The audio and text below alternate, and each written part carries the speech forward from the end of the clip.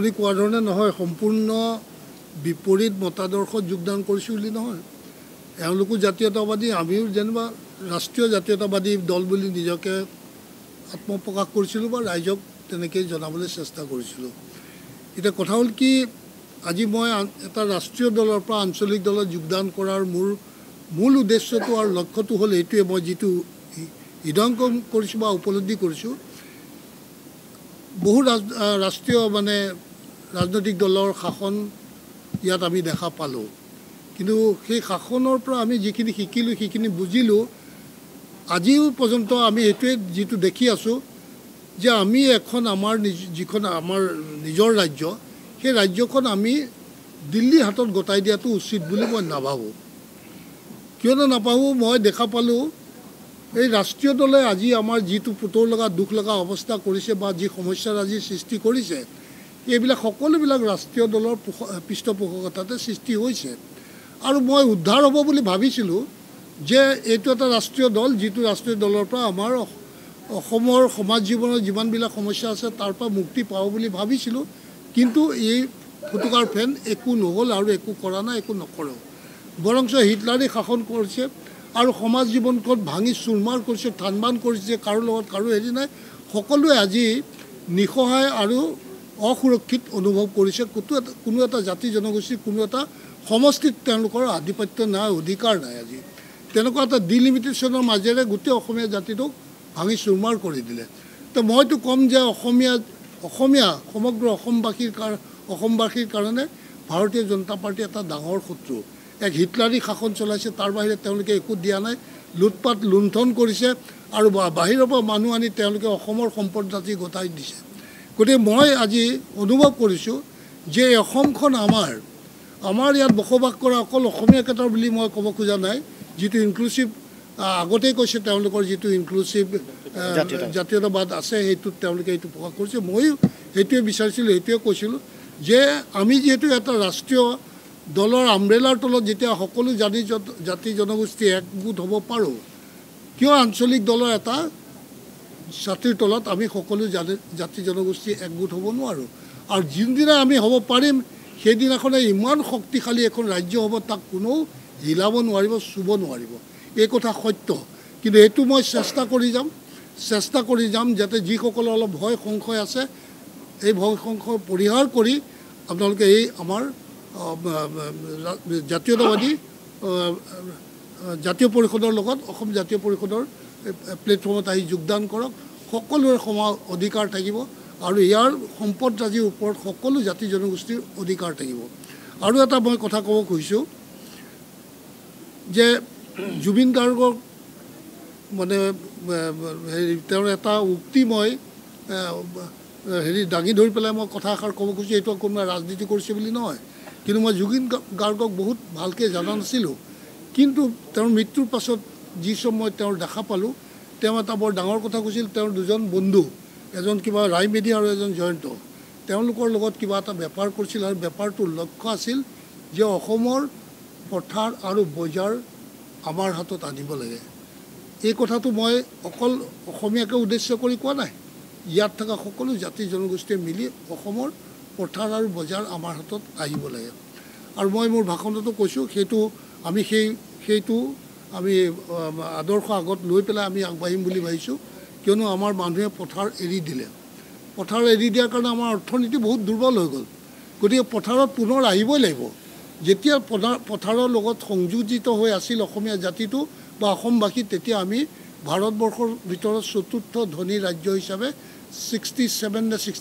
66ৰ ভিতৰত আমি চিহ্নিত হৈছিলোঁ কিন্তু আজি আমি আটাইতকৈ পিছপৰা এখন ৰাজ্য হিচাপে চিহ্নিত হৈছোঁ গতিকে এই সকলোবিলাক আমি দেখা পাইছোঁ ৰাষ্ট্ৰীয় দল হ'লে আহি এই বাহিৰৰ পৰা মানুহ আনি কিমান মাটি দিছে কিন্তু আমাৰ ইয়াত বহু হাজাৰ লাখ মানুহ ভূমিহীন হিচাপে আছে হয়তো তেওঁলোকে ভুল কৰি পেলাই ক'ৰবাত দখল কৰিছে যিসব মাটি দখল কৰিব নালাগে ফৰেষ্ট লেণ্ড কিন্তু তেওঁলোকক চিহ্নিত কৰি কিছু জেগাত তেওঁলোকক সংস্থাপিত কৰাটো মই উচিত বুলি ভাবোঁ কিয়নো এইসকল ইয়াতে আছে ইয়াতে থাকিব আৰু জেনেৰেশ্যন আফটাৰ জেনেৰেশ্যন তেওঁলোক ইয়াতে আছে গতিকে সেইসকলক অসন্তোষ কৰি খালি তেওঁলোকক ভোটৰ স্বাৰ্থত ব্যৱহাৰ কৰাটো উচিত নহয় গতিকে আমাৰ বঙালী সম্প্ৰদায়ৰ মানুহখিনিও আছে যথেষ্ট তেওঁলোকেও বহুত সমস্যাত ভুগিব লগা হৈছে আজি যিহেতুকে তেওঁলোকক আজিয়ে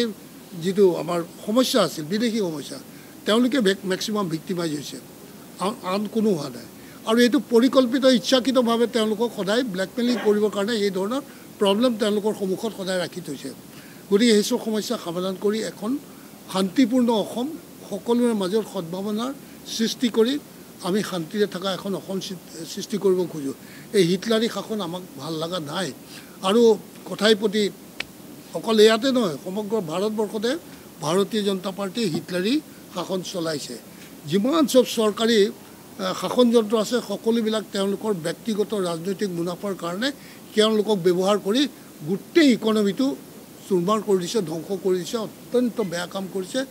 যিসব কথা আমি কেতিয়াও সপোনত ভবা নাছিল যে বিজেপিৰ নিচিনা এটা ৰাষ্ট্ৰীয় দলে এনেকুৱা কামত লিপ্ত হ'ব বুলি গতিকে আমি আৰু সেইকাৰণে আমি ভাবোঁ যে আমাৰ আঞ্চলিক দল হ'লে কিয়নো যিকোনো সমস্যা যিকোনো জাতি জনগোষ্ঠীৰ সমস্যা আমি শুনিবলৈ পাম যিকোনো নেতাৰ ওচৰত তেওঁলোকে ব্যক্ত কৰিব পাৰিব আৰু গতিকে সেইটো আমাৰ কাৰণে আটাইতকৈ উত্তম পন্থা হ'ব বুলি মই ভাবোঁ আৰু মই ইয়াৰ মাধ্যমেৰে আজি ক'ব খোজোঁ যিসকলক আমাৰ ভাৰতীয় জনতা পাৰ্টীৰ যিসকল পুৰণা কাৰ্যকৰ্তা আছে যাক অস্পৃশ্য হিচাপে বাহিৰত পেলাই থৈছে যাৰ কোনো দাম দিয়া নাই যাৰ কোনো মান নাই সন্মান নাই স্থান নাই একো হেৰি নাই সেইসকল ব্যক্তি তাতে পৰি জহি কৈ শেষ হৈ যাব নালাগে তোমাক এটা ঈশ্বৰে জীৱন দিছে শক্তি দিছে আত্মা দিছে প্ৰাণ দিছে মন দিছে সেই আত্মা প্ৰাণ মনেৰে তুমি অসম মাতৃক সেৱা কৰাৰ কাৰণে যে ভাৰতীয় জনতা পাৰ্টীয়ে একমাত্ৰ প্লেটফৰ্ম হ'ব বুলি ভবাটো তোমাৰ কাৰণে ভুল হৈছে গতিকে তুমি সেইটো পৰিহাৰ কৰি তুমি আকৌ নতুন উদ্যমেৰে নতুন চিন্তাধাৰাৰে অসম জাতীয় পৰিষদত আহি যোগদান কৰি এই দলটোক ধন ধৰি উঠোৱা বা গা কৰাই উঠোৱাটো তোমালোকৰ দায়িত্ব আৰু অতি সোনকালে হয়তো তোমালোকৰ সহায় সহযোগ পালে ই অতি সোনকালে বৰগছ হৈ উঠিব তাত কোনো সন্দেহ নাই কিয়নো আমাৰ আদৰ্শ ভাল আমি লক্ষ্য ভাল আমাৰ আমি কোনো জাতি জনগোষ্ঠীৰ অন্যায় হোৱাটো নিবিচাৰোঁ বহুত জাতি জনগোষ্ঠী আছে যোনে সদায় অসমখনক শত্ৰু হিচাপে লৈ কিছুমান কাম কৰে সেইখিনি আমাৰ ভিজিলেন্সত ডেফিনেটলি থাকিব তেওঁলোকক কোনো ক্ষেত্ৰত আমি কোনো ধৰণে স্পেয়াৰ নকৰিম যি অসম মাতৃক ক্ষতি কৰিব অসম মাতৃক সম্পদ আদি ক্ষতি কৰিব বা অন্যায় কৰিব বা বিভিন্ন জাতি জনগোষ্ঠীক যেতিয়া আক্ৰমণৰ লক্ষ্য ল'ব যে এওঁলোক দুৰ্বল এওঁলোক কমজুৰি এওঁলোক সংখ্যাত কম আছে এওঁলোকক আমি আক্ৰমণ কৰি তেওঁলোকক খেদাই পঠাব লাগে ভয়বৃত্তি প্ৰদৰ্শন কৰি খেদি পঠাব লাগে তেনেকুৱা মানুহক আমি কোনোদিন প্ৰশ্ৰয় নিদিওঁ আৰু য'ত এজন মানুহ যদি ক'ৰবাত লাখো মানুহৰ মাজত এজন ব্যক্তিও যদি আছে তেওঁৰ সুৰক্ষাৰ কথা আমি সম্পূৰ্ণ চিন্তা কৰিম তাত কোনো সন্দেহ নাই তাৰ পৰা আমাক কোনেও আঁতৰাই ৰাখিব নোৱাৰে সকলোৱে আমি মংগলটো বিচাৰোঁ গতিকে মোৰ ক'ব লগা এইখিনিয়ে আৰু মই বিচাৰিম যে সকলো ভাৰতীয় জনতা পাৰ্টীৰ যিসকল এলাগী কাৰ্যকৰ্তা আছে তেওঁলোক ওলাই আহি অসম জাতীয় পৰিষদক শক্তিশালী কৰক তাকে আমি আপোনালোকৰ মাধ্যমেৰে আহ্বান জনাইছোঁ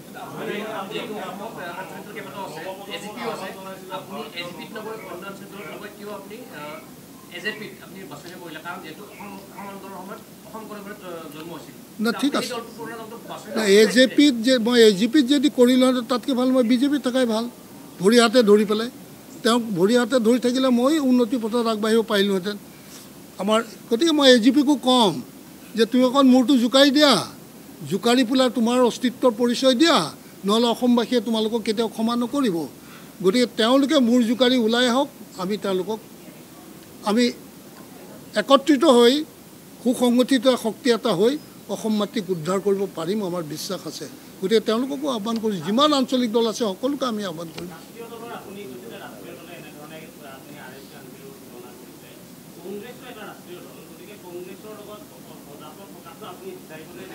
চাওক কংগ্ৰেছৰ লগত আমাৰ মতবিৰোধ আছে মোৰতো আজি মই স্পষ্ট ভাষাৰে কৈছোঁ যিকোনো ৰাষ্ট্ৰীয় দলৰ প্ৰতি মোৰ অনীহা আছে মই তেওঁলোকক কেতিয়াও আস্থা আৰু বিশ্বাসত ল'ব নোৱাৰোঁ কিন্তু আজি সময়ৰ আহ্বানৰ কাৰণে আমি কংগ্ৰেছৰ লগত আমি মিত্ৰতা কৰিম তাত কোনো সন্দেহ নাই কিন্তু কংগ্ৰেছৰ মাজতো ভাল মানুহ আছে ৰাহুল গান্ধী আজি যিখিনি ষ্টেপ লৈছে যিখিনি ডাউন ট্ৰডেন কমিউনিটিৰ প্ৰতি যিখিনি অন্যায় কৰিছে যিটো ষ্টেণ্ড লৈছে ভাল লৈছে আমাৰ তৰুণ গগৈ ডাঙৰীয়াকো আমি দেখা পাইছোঁ তেখেতৰো শাসনকাল দেখা পাইছোঁ কিন্তু তেখেতৰ শাসনকালত যিসকলে তেখেতৰ ভাৱমূৰ্তি নষ্ট কৰিছিল সেইসকলৰ হাততে আজি বিজেপিৰ ঝাণ্ডাখন আছে আৰু সেইসকলে আজি বিজেপিৰ ভাৱমূৰ্তি একেবাৰে ম্লান কৰি শেষ কৰি দিলে গতিকে মানুহ পাৰ্টি কোনো বেয়া নহয় আচলতে পাৰ্টিত থকা মানুহখিনি যদি ভাল হয়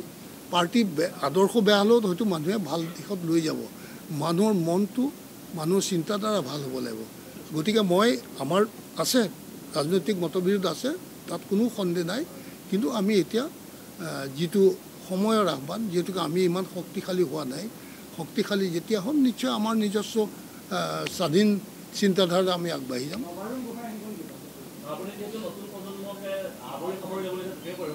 তাৰ মাজত হিউ আছে তাক মই নহয় সেইটো মই নাজানো সিও ডেকা হ'লতো মেচিয়ৰ্ড হ'লতো এতিয়া হয়তো ইমান কথা নুশুনে তাৰো চিন্তাধাৰা সি বুজা নাই যে তাক সেই পদটো দিছে একমাত্ৰ বাপেকক কণ্ট্ৰল কৰিব পাৰোঁ নেকি যে সেই পদটোৰে বাপেকক শান্ত কৰি পেলাই ৰাখি থ'ব পাৰোঁ নেকি সেই কথাটো সি বুজা নাই কিন্তু মই বুজি পাইছোঁ গতিকে সেইটোৱে মোক চুবও পৰা নাই সেই পদটোৱে মোক চুবও পৰা নাই আৰু সেইটো পদৰ তাৰ সি লৈ থকা পদটোৰ প্ৰতি মোৰ কোনো আগ্ৰহো নাই সদ্ভাৱনাও নাই কিন্তু মই তাক আহ্বান কৰিম যে তুমি তাৰ পৰা ওলাই আহা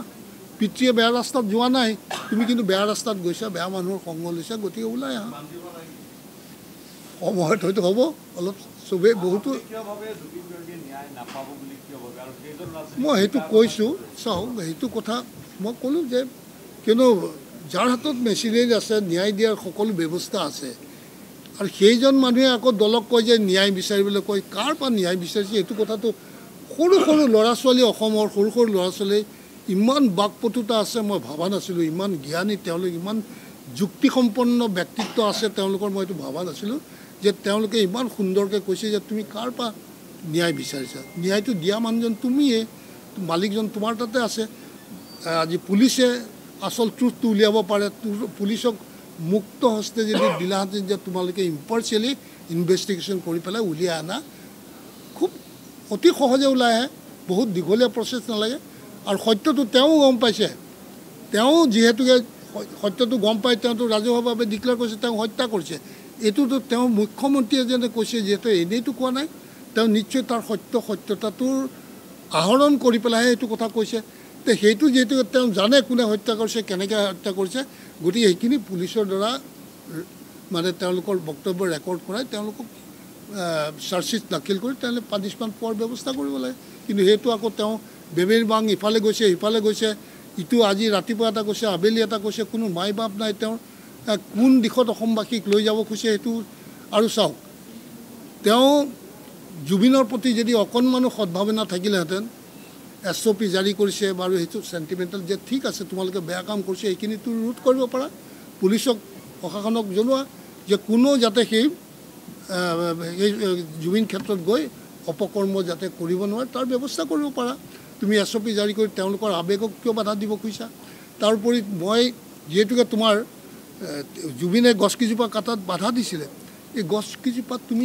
সি মৰাৰ পাছতে অন্ততঃ বোলে মই তেওঁৰ মেমৰিতে এইকেইজোপা নাকাটো বুলি সেই প্ৰজেক্টটো যদি পৰিহাৰো কৰিলাহেঁতেন তেতিয়াও ক'লোহেঁতেন যে তোমাৰ সদ্ভাৱনা আছে তেওঁৰ প্ৰতি আন্তৰিকতা আছে যাৰ কাৰণে সেইটো তুমি ত্যাগ কৰিছা তেওঁতো তেনেকুৱা একো এটা দেখুওৱা নাই আজিলৈকে যে তেওঁ সঁচাকৈ জুবিনক ভাল পায় আৰু তেওঁ বহুত আগতে কৈছে জুবিনৰ শত্ৰু তেওঁৰ লগত থকাখিনিয়ে তুমি যদি ইমান জানিছিলা তোমাৰোতো লগত সংঘাতটো তেওঁৰে আছিল না বা তুমি আজি ক'বলৈ কথাটো বেয়া হয় তেওঁলোক যিমানখিনি তাত আছিলে আৰু জুবিনো এজন এনেকুৱা উচ্চ বৰ্ণৰ ল'ৰা আৰু যিজন ল'ৰা আজি তেওঁ নিজৰ যিটো পৰম্পৰাগত লগুণো ছিঙিলে বা ধৰ্ম নামানো বুলিও কৈছে কিন্তু তেওঁৰ ওপৰত প্ৰকৃতিৰ এই বৰদান আছে প্ৰকৃতিক তেওঁ মানে আৰু কিন্তু আচৰিত কথা তেওঁৰ লগত যিমান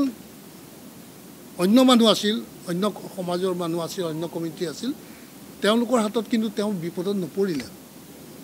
তেওঁ চাৰিকাষে থকা মানুহখিনি তেওঁৰে সম্প্ৰদায়ৰ তেওঁৰে উচ্চ বৰ্ণৰ মানুহখিনিৰ মাজতে তেওঁক হত্যা কৰোৱা হৈছে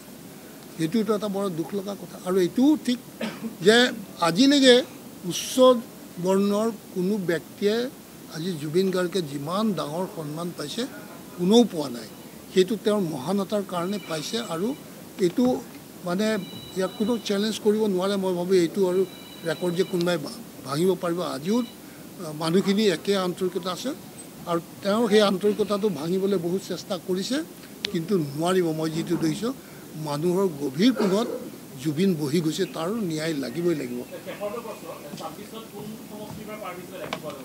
কাক মই এতিয়াও ক'ৰবাৰ পৰা খেলিম বুলি মই কোৱা নাই। মই মোৰ পলিটিকেল এম্বিশ্যন ক'ৰবাত কিবা কয় বেলেগ কথা, কিন্তু মই যে সেইটো লক্ষ্য কৰি পেলাই আহিছোঁ এনেকুৱা নহয়। মই একো নহ'লেও মই কৈছোঁ নহয়, মই ইয়াত কাম কৰিব আহিছোঁ, মোৰ অসমৰ কাৰণে কাম কৰিব আহিছোঁ, দলটোৰ কাৰণে কাম কৰিব আহিছোঁ। কিবা পদবী কিবা ল'বৰ কাৰণে অহা নাই। হ'ব আৰে সেইটোতো অভাৰচিয়ৰ আহিব বুলি, কেনেকৈ নাহিব বুলি ভাবিব? মানুহে এতিয়াও ভয় খাই সি আহি যায় নেকি, সি আহি গ'লে যে কি হ'ব? গতিকে সেইটো কথা মানুহে ভয় খাই আছে, কিন্তু মোৰ বিশ্বাস যে মানুহে অলৰেডি যিখিনি শক্তিৰ ওপৰত তেওঁ ভৰসা কৰি ২৬ৰ দেওনা পাৰ হ'ম বুলি ভাবিছে, সেইখিনি মানুহে কিন্তু ইতিমধ্যে প্ৰতিক্ৰিয়া প্ৰকাশ কৰিছে ৰাজহুৱাভাৱে।